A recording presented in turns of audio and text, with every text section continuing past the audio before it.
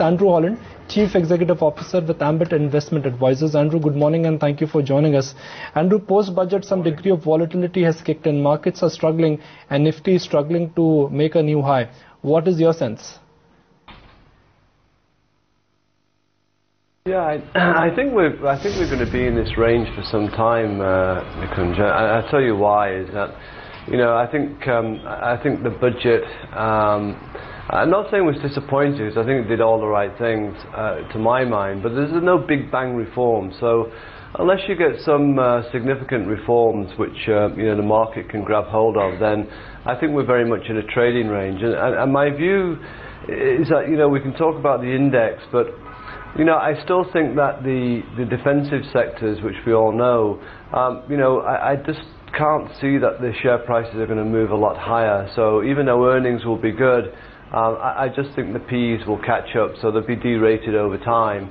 And then the banking sector, has had a great run, but there's so much issuance that's going to happen over the next 3 to 6 months, that I'm going to have lots of bank paper to play around with. So I think that the index could be kind of capped in the very short term, and some of the better action is probably going to be below the index, and that's where we're focusing our efforts as well. Obviously, we will look at some of the cyclical plays within the index, but apart from that, the rest of it, we're kind of lukewarm, if anything. So, Andrew, when you say, the markets could be capped in the near term, could we also look at a correction, and a steeper one at that?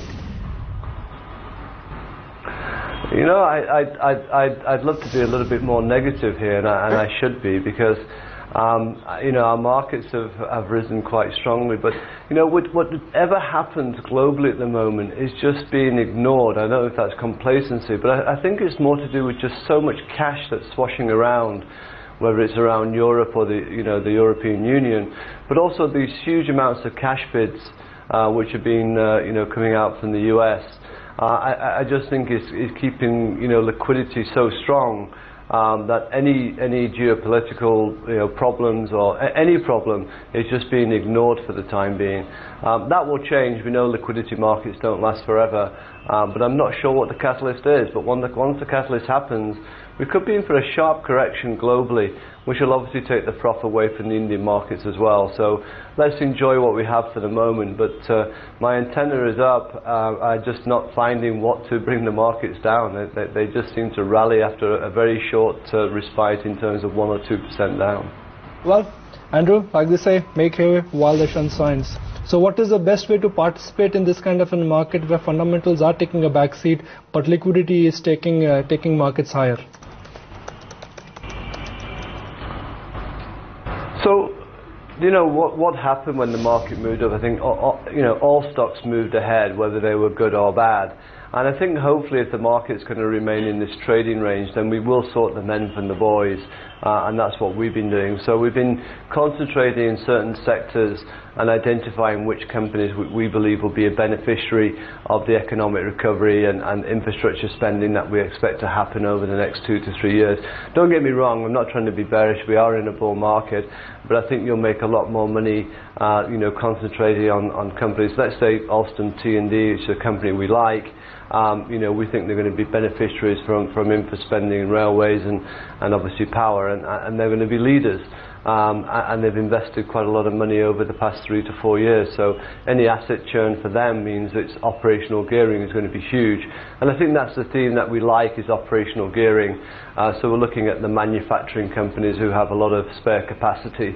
And as the economy picks up, that capacity will be utilised and all of that profit falls to the bottom line. So those are the kind of companies we've identified and investing in. Andrew, a stable government is in place, budget is done and dusted. Everyone on the street is saying, what's next, what's next? What could be the next trigger? I mean, obviously, anything to do with the power sector, getting the coal supplies in place, I think would be a good trigger. Obviously, the GST would be another trigger. But those will be short-term events for the markets, and you've got to look at the longer term.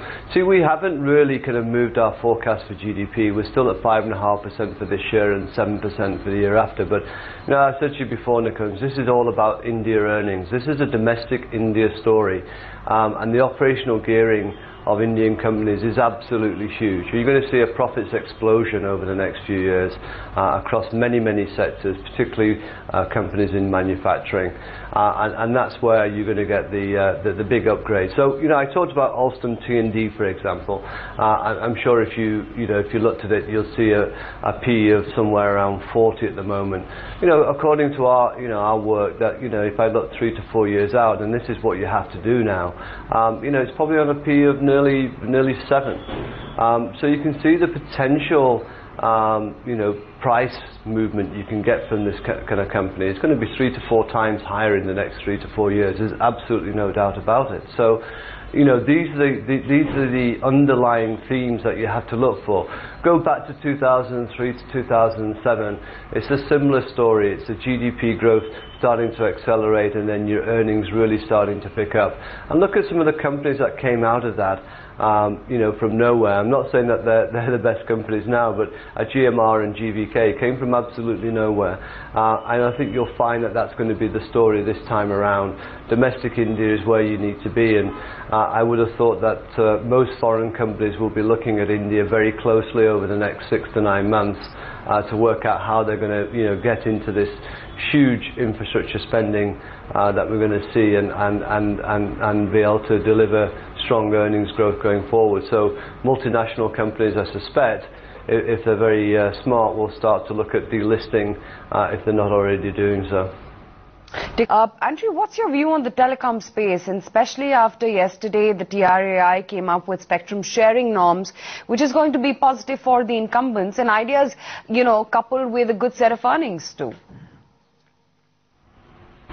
Yeah, no, ideas, I think, surprised us, but we all had low expectations. We're continuing to like Bharti in this segment as the leader.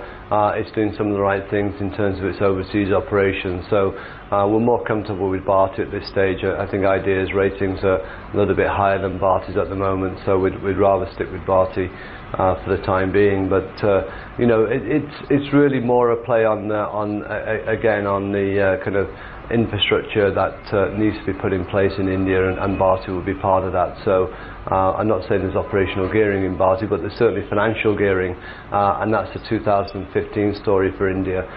So this is why I think you've got to look at the earnings story of India rather than look for the big reforms. The big reforms will happen, and they'll happen over time.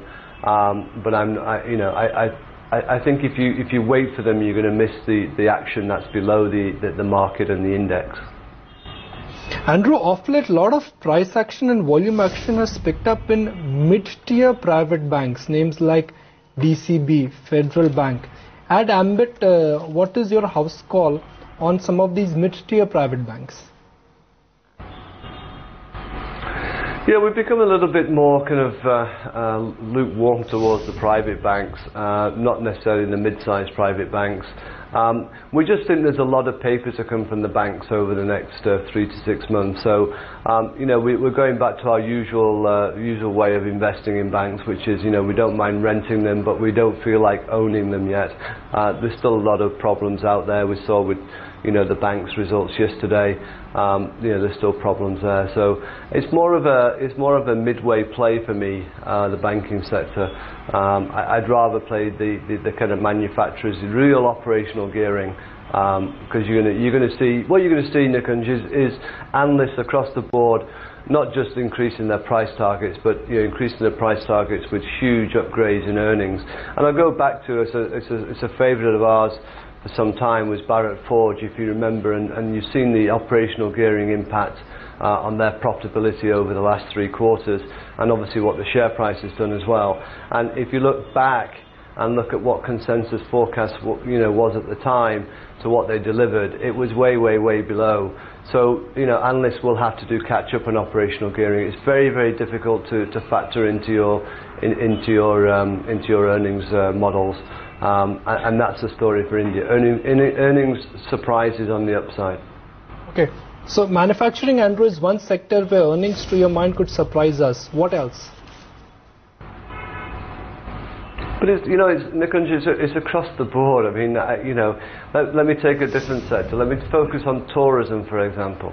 And you've heard what the government's trying to do there. They're trying to, increase the tourism. So, operational gearing can happen in a hotel, right? If you're running at 40-50% occupancy and you go to 70% over time, again, it has a huge impact on your profitability.